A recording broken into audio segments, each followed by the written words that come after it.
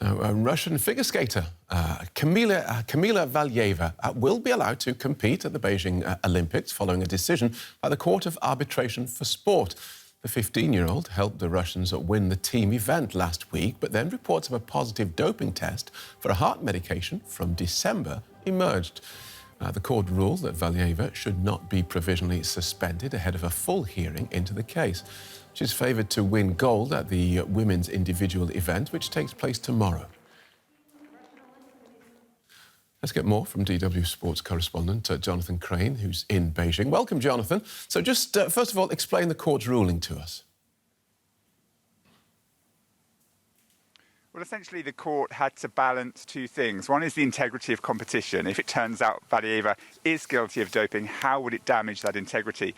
But the other thing it's had to weigh up is the fairness on Valieva. She is 15 years old. As such, she's a protected person under anti-doping rules, and that means that she is entitled to less harsher punishments. And essentially, the court said, look, if Valieva wasn't allowed to compete and it turns out later that she isn't guilty of doping, then that would cause her personally significant harm.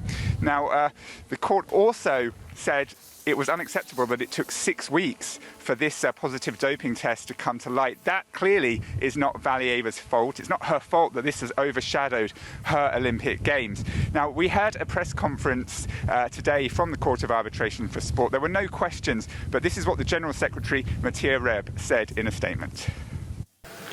The panel considered fundamental principles of fairness, irreparable harm, and the relative balance of interest as between the applicants and the athlete who did not test positive during the Olympic Games in Beijing, but is still subject to a disciplinary procedure on the merits following her positive anti-doping test undergone in December 2021.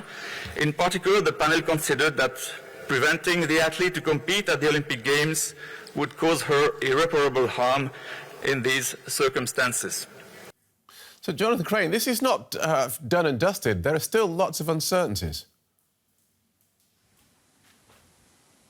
Yeah, indeed. Well, we're going to see Valieva compete now, and there's no doubting she's an incredible talent. She was the first woman to land a quadruple jump in competition, not just once, but twice. The court hasn't ruled whether she is guilty of doping or not. That will probably come at a later stage because Valieva is entitled to have her B sample tested. That is effectively a backup sample that would confirm whether the first test was indeed positive. Now, the IOC wanted everything done and dusted now. They wanted that to be heard as well, but one of the parties didn't agree. We can only assume that was the Russian side. So it may well be that Valieva comes away from Beijing with 2 gold medals to her name. She is the heavy favourite to win gold in the individual event, and yet be stripped of those gold medals at a later date. And as you mentioned, Kamila Valieva is only 15. So what does this controversy tell us about the adults advising her? Yes, of course. I mean, we've said again, we mustn't forget that she is 15 years old. So even if she did dope, there are question marks about whether she would be solely responsible for that. Clearly, she puts a lot of trust in the people around her, be it her coaches, team advisors, doctors. Now, WADA, the World Anti-Doping Agency, has said it will investigate her entourage. There are kind of echoes here, aren't there, of East Germany and the doping regime there, where young athletes were given banned substances dressed up as vitamins. Now, whatever happens, again, Russian doping has come into the spotlight.